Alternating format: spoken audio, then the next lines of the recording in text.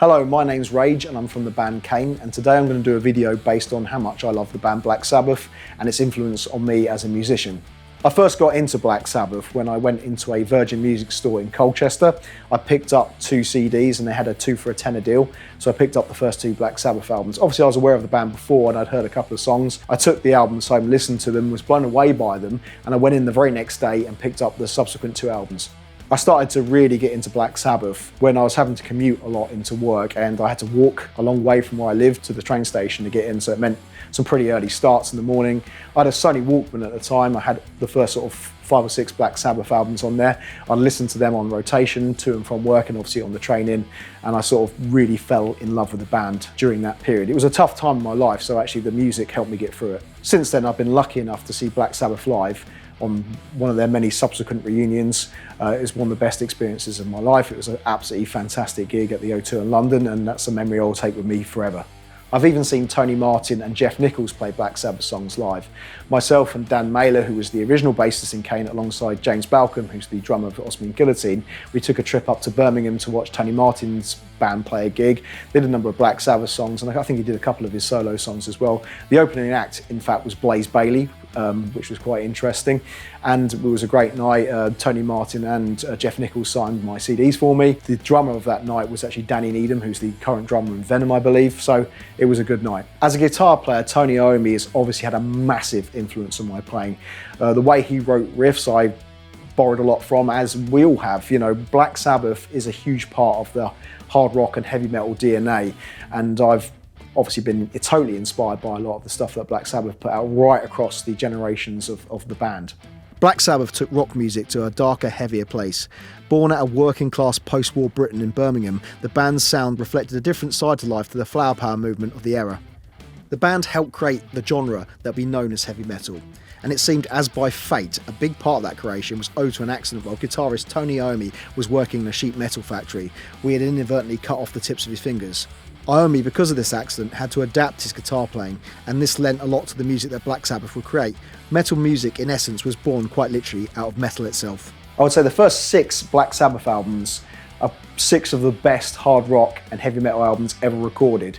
They've had a huge influence on generations of rock and metal musicians over the years, including myself. They're a huge part of the DNA of our music, and it's fair to say without it, the genre simply wouldn't exist. Black Sabbath's debut album, the self-titled album, obviously had the genesis of everything that heavy metal would become subsequent to that. The songs such as Black Sabbath, The Wizard and NIB are perfect examples of early heavy metal, and if you listen back to it now you can really hear that. Paranoid is the essential Black Sabbath album. It solidified the band's iconic sound with songs that would be in the band's set lists for basically their entire career. Songs such as Paranoid, Iron Man and War Pigs. Many consider Paranoid to be the definitive Sabbath album. Paranoid was followed by Master of Reality, and Master of Reality was the first album to showcase the band's now iconic logo. Children of the Grave for me is the standout song from the record, but tracks like Lord of This World and Into the Void are also Sabbath classics. And underrated from this song is After Forever, which in essence is a Christian rock song. The lyrics are about God, and most people find that surprising. Volume 4 for me is much a continuation of the band's style and sound from Master of Reality. Songs such as Wheels of Confusion, Tomorrow's Dream, Supernaut and Snowblind, and the doom-laden heaviness of Under the Sun makes the album a personal favourite of mine. The Straightener is also a greatly underappreciated track, and it's one we actually covered during our Black Sabbath tribute set a few months back. Sabbath Bloody Sabbath is probably my favourite album from the Ozzy era of Black Sabbath. The title track is one of my favourite ever songs, but I also love A National Acrobat, a track that heavily influenced Metallica's Fade to Black, and obviously the epic Kill Yourself to Live. I think that's a great song. Sabbath Bloody Sabbath was followed by Sabotage, and for me this is the final great album from the original Black Sabbath. Hole in the Sky and Symptom of the Universe are 2 of Sabbath's best and heaviest tracks. I also like Megalomania and The Writ. The Writ is obviously about the band's legal troubles they were going through at the time, and it shows their real frustrations with what's happening in the background. The final 2 Ozzy albums with Black Sabbath were Technical Ecstasy and Never Say Die. Now, while these aren't the worst albums in Sabbath's discography, it's quite clear the band was becoming tired at this stage. The years of travelling on the road and the substance abuse was clearly taking a huge toll on the band. So much so that Ozzy even left the band before the writing of Never Say Die and was replaced very briefly by Dave Walker. It even gotten to the point where Bill Ward was singing some of the songs on the albums. From Technical Ecstasy, I like Backstreet Kids, All Moving Parts and Dirty Women. Dirty Women's actually just a great song from a musical standpoint. I'll Never Say Die, I don't mind the title track and Junior's Eyes, but aside from that, I'm not a big fan of that album. The next album was Heaven and Hell. During the writing sessions for this album, Ozzy Osbourne was famously fired from the band. Geezer Butler would also take lead from the band during this period. Ronnie James Dio, formerly of Elf and Rainbow, would join the band as the vocalist. Dio's voice and writing style brought Black Sabbath into the 80s, and it fit perfectly alongside the no album movement that was growing in Great Britain at the time. This might not be the most popular opinion, but I believe if Ozzy Osbourne had continued in Black Sabbath, the band would have died. I think the best thing to have happened to Black Sabbath was when Ozzy was fired from the band and Dio came in. This gave the band a complete new life. It also allowed the band to write music which was more in line with what was happening in the early 80s with the new wave of British heavy metal. By parting at this point, Ozzy was able to go off and obviously become a megastar in his own right, and Black Sabbath was able to tie their music into the current era of bands that were coming through around the early 80s. Jeff Nichols would come into the band at this point. He'd cover bass while Geezer Butler was away, as well as playing keyboards. Of course, Geezer Butler would eventually rejoin the band before the album's release, and it's still debated whether or not he's actually on the album. Heaven and Hell ended up being one of Sabbath's best albums. It's a classic. You obviously have the title track, which is one of the best songs ever written, but you also have Neon Nights, Die Young, and The Stunning Children of the Sea. It's an essential Black Sabbath album and one that saved the band. Mob Rules would follow Heaven and Hell. During the tour for Heaven and Hell, Bill Ward had left Black Sabbath and was replaced by Vinny Appice. Vinny Appice brought a completely different drumming style to the band. Despite the lineup changes, many would have written Sabbath off, but frankly, the opinion was they were stronger than ever. Mob Rules, much like Heaven and Hell, is a very strong album, although it takes a much darker direction in places. My personal favourites from this album are Sign of the Southern Cross and Falling Off the Edge of the World. The Mob Rules lineup would then go on to record the Live Evil album. Dio and Vinny Appice would obviously leave Black Sabbath during the mixing of the Live Evil album. There was a dispute over the mix, they fell out in a big way. They went off to form the Dio band, and Black Sabbath would continue on, but with Ian Gillan as the vocalist. Ozzy released his own live album to rival Live Evil called Speak of the Devil at the same time, which was Ozzy's band playing exclusively Black Sabbath songs. Following Dio's departure, Bill Ward would return to the band, with Deep Purple's Ian Gillan becoming the band's vocalist. They would record the album Born Again together. This record was a slight deviation from the music they'd been writing with Dio, and a sound that was far better aligned to Gillan's voice. Born Again is often overlooked because it's a Sabbath record featuring Deep Purple's vocalist, but it's nonetheless a good album. The song Disturbing the Priest is one of Sabbath's heaviest and best songs. Bill Ward would again lead Black Sabbath during the Born Again tour, and Bev and Avialo would come in to replace him. It was this lineup that recorded the famous Live at the Reading Festival bootleg, which would be later included as a bonus disc for Born Again's re-releases. Gillan would leave Black Sabbath at the end of the tour and rejoin Deep Purple. After a failed attempt to relaunch Black Sabbath for Geezer Butler and Bill Ward, Iommi then decided to go solo with the Seventh Star album. It's an album featuring Glenn Hughes on vocals. The label released it as a Black Sabbath release, well, as Black Sabbath featuring Tony Iommi, and it somewhat damaged the release because it was meant to be a solo record. It was never meant to be a Sabbath album. The best way to listen to Seventh Star is to take it as a solo album. I still really like songs such as Danger Zone, the title track, and In for the Kill from this album. After the Seventh Star touring cycle, Iommi began to write and record a follow-up album. This would become Eternal Idol. This was started with mostly the same solo band he'd used on the Seventh Star tour. However, much of the recording of this album was actually done by studio musicians, such as former Ozzy Osbourne bassist and songwriter Bob Daisley. Tony Martin would record the vocals for this album, and this would kickstart yet another new era of Black Sabbath. Now, he's very much an underrated vocalist for the band. A lot of people don't listen to his albums on the basis that they've heard it, they're not very good. They're actually fantastic albums. And if you take the time to listen to them, you'll find that out. They're obviously very different from the first era of Black Sabbath, but they're not wholly different from the Dio era of Black Sabbath. So if you like Dio's Black Sabbath, then you'll probably like Tony Martin's Black Sabbath. As I said, people seem to look over them, and they haven't been in print for a number of years and only just been re-released, but they're now on Spotify, so take the time to check them out. They're some of my favourite Black Sabbath albums. The title track from Eternal Idol is very much in the vein of classic era Sabbath, whereas songs such as Glory Ride and Born to Lose are more aligned with the 80s output. The lead single, The Shining, is also a very good song. Following the touring cycle for the Eternal Idol, Iommi would make significant personnel changes to the band. Bringing in legendary drummer Cozy Powell, Iommi, Martin and Powell would enter the studio in 1988 to record the best non-Ozzy, non-Dio album, Headless Cross. There isn't a bad song on this album. The standout tracks being the title track, When Death Calls, Devil and Daughter and Call of the Wild. The album represented a new life for the band, gaining rave reviews at the time. It was the label's failing to capitalise on this release that did the most damage to the band at the time. Following the release of the album, the band enlisted Neil Murray as the new bassist, and it was this lineup that recorded the infamous Live in Moscow bootleg. It was a video/live set that was intended for a live album, but was actually stolen by the Russian mafia. While the band seemed to be forgotten about stateside, it continued to grow in Europe. The next album they would record together would be Tear. This was a different style of album and had more mythological and religious themes. Songs such as Heaven and Black and The Lawmaker would feel at home in a Dio Sabbath album, whereas the Sabbath Stones draw similarities from the band's own self-titled song Black Sabbath. Jerusalem and Valhalla are just epic songs, and they're just great songs in their own right. Geezer Butler would rejoin Black Sabbath at the end of the Tear tour. The band then decided to replace Tony Martin on vocals with Dio. This lineup would begin to work on the Dehumanizer record. The lineup change wasn't easy for the band. They struggled to put the album together. This is largely due to personal issues between Cozy Powell and Dio, which had persisted since their time in Rainbow together. Tony Martin was brought back briefly to the band to record vocals for this album. They didn't use these takes in the end, and they decided to continue with Dio. Eventually, an injury to Cozy Powell, where a horse fell on him, meant that Apathy was brought back into the band anyway, which enabled the album to be finished.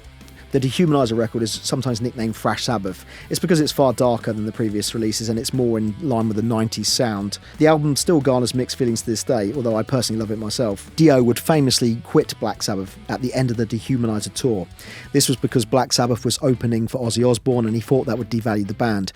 Rob Halford of Judas Priest would actually cover that gig for Black Sabbath. Dio would release two spiritual successors to Dehumanizer in Strange Highways in 1993 and Angry Machines in 1996. From Dehumanizer, I'm a big fan of songs such as After All, Computer God, TV Crimes, Master of Sanity and I from the album. Also, check out Geezer Butler Band's version of the song Computer God. I think that would have been a great Tony Martin Sabbath track if it was released with Black Sabbath. Tony Martin would replace Dio in the band, alongside Butler and Iommi. Bobby Rondinelli would come in to replace Apathy as the band's drummer, and they would record the Cross Purposes album. The Cross Purposes album was much more refined, more classic rock inspired than the previous release, and it fit well with the mid-90s, but it was panned by critics at the time. Retrospective reviews have been far kinder to the album, and many regard this as Martin's second best release with Black Sabbath. This lineup would also record the Cross Purposes live album, which is now out of print. For me, songs such as Eyewitness, Cross of Thorns, Virtual Death and The Hand That Rocks a Cradle are great songs and standouts on the record. Bill Ward would return to the band during the touring cycle for this album. However, the lineup change would collapse shortly after. Iommi would therefore decide to reunite the Tear lineup for the Forbidden album, an album many regard as Sabbath's worst. It suffers a muddy mix and has a poorly placed cameo which killed whatever credibility Sabbath had at the time. After the Forbidden touring cycle, the band wasn't formally dissolved and remained in a state of limbo until 1997. It was in 1997 that the original Black Sabbath would formally reunite. They would record the Reunion live album together. 3 new tracks debuted around this time: Psycho Man, Selling My Soul and Scary Dreams. While Psycho Man and Selling My Soul did receive a studio release, albeit without the full lineup, Scary Dreams was only ever released as part of an Ozfest live CD. These were songs that had been intended for a new Black Sabbath album, which was allegedly recorded and produced by Rick Rubin in 2001. The band ultimately decided not to release it. The band would release no new music during this period and would essentially become a live band only. In 2006, Dio was invited to work on new music with Black Sabbath as part of a Dio Years compilation album. Initially, this was meant to be a reunion of the Heaven and Hell lineup of the band. However, Bill Ward left during the early stages of the project and was replaced by Vinny Appice. The reunited Mob Rules lineup wrote and recorded and released 3 new songs for the compilation: The Devil Cried, Shadow of the Wind and Ear in the Wall. After the album was released, the band would go on tour under the name Heaven and Hell. This is due to the name Black Sabbath being contested in a legal battle between Ozzy Osbourne and Tony Iommi. This version of Sabbath will record one more album together, The Devil You Know, featuring the absolute epic single Bible Black in 2009. This lineup will remain together until Dio's passing in 2010. Black Sabbath would formally reunite in 2011 and announce plans to tour and record a new album. Ozzy Osbourne would rejoin the band as vocalist and Bill Ward would replace Appice on drums. However, a contractual dispute between Ward and Black Sabbath saw him leave the band. Brad Wilk of Rage Against the Machine would record drums for the album 13. 13 would be the band's last ever studio album. Following the release of the album, Tommy Clefitos would come in to replace Ward on drums, and Adam Wakeman would become the band's keyboard player. This would be the lineup that would feature on the band's last 2 ever releases, which were live releases, Gathered in Their Masses in 2013 and The End in 2017. In 2025, the band reunited with the original lineup for the very last time for Ozzy Osbourne's final gig. Ozzy sadly passed away shortly after, marking the end of Black Sabbath for good. Hi, I'm Liam, I'm from Kane. So when I heard that Ozzy had died, I knew almost immediately that at some point I wanted to get a tribute to him. I felt the best way to do that would have been to get the letters on my knuckles just like he did. I was originally going to do a design which was literally just exactly as he had it, which, you know, he obviously did it when he was 17 with a flipping pencil lead. But I decided, no, rather than do that, I'm going to put a little bit more effort into it, and I'm going to go with the classic Ozzy logo. I did have to get the tattoo done twice. The first time that I had it done, my skin had just kind of rejected it. There's still some spots where you can see where it's kind of where my skin just hasn't taken to the ink, but I still think it looks cool anyway. If I was to pick a top 5 maybe Black Sabbath albums, I would pick Master of Reality at number 1, hence the shirt. I'd say Heaven and Hell second, actually, because I think that kind of encompasses the best of both of the classic eras of Black Sabbath. At third, I would probably say Sabotage. Number 4, I would say Sabbath Bloody Sabbath. And actually number 5, Paranoid. So I know that a lot of people would probably be surprised that I would put it that low, as it were. As amazing as Paranoid is, so many of the songs have ended up, unfortunately, kind of falling into songs I never need to hear again category, because they are just ingrained into my DNA. I find a lot more enjoyment out of going back to some of the albums that maybe aren't talked about as much. I first discovered Black Sabbath probably when I guess I was about 12, when I first heard Paranoid, and then went out and we bought it. I went out, I think it was one of my many shopping trips with my parents that I had to be dragged along to. But I got to go in HMV, so that was always great. I had always been aware of Ozzy Osbourne. It was only when I actually first heard Paranoid, it was actually my mum that made the connection to me, just like, you know that this band is fronted by Ozzy Osbourne. My 8-year-old mind was blown at the time. I've never been influenced by Black Sabbath per se, because I'd already very much worked out my style, the sort of songs that I liked to not only listen to, but then also, as my songwriting progressed, the sort of songs that I like to write. But that doesn't mean that Black Sabbath aren't still one of my favourite bands of all time. No matter how big of a fan, or whether or not you are a fan of Ozzy Osbourne or Black Sabbath, what cannot be understated is the fact that without that band and without that man, I am not stood here talking to you right now. I appreciate you taking the time to check out this video today. We'll be doing a lot more videos based on bands we've been influenced by in the coming months. So if you're yet to do so, please subscribe to the channel, and then once you subscribe, keep an eye out for future releases.